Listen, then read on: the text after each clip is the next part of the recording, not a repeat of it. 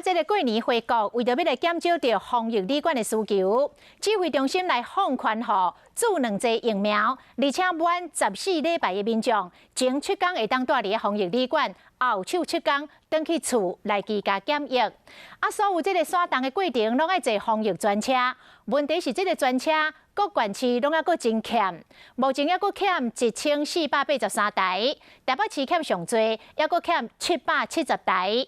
指挥中心讲，会继续甲业者来沟通，解决这个问题。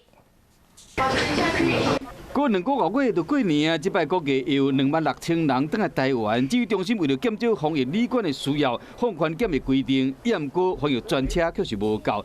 依照公路总局的统计，台北市上岸目前敢若30台，估计需要800台，搁差770台；新北市搁差225台，台中、台南、高雄嘛是无够。到15为止，全台湾的防疫专车总共需要2245台，目前还搁差1483台。交通部有针对这个议题，都持续在跟业者跟地方政府沟通哈。那所以他们会增加诱因。而且关键就是因为指挥中心放宽措施，民众只要做完2剂疫苗，就会使采取7+7的检疫措施，也就是讲前7天伫防疫旅馆，后7天会使居家检疫。不过为防疫旅馆要转去，甚至是 PCR 核酸的检测，这拢总要坐防疫专车。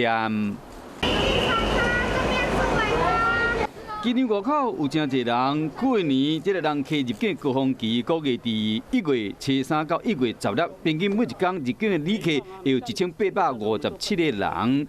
中央地方即摆拢真紧张，就讲时到量能若无够，会规组乱去。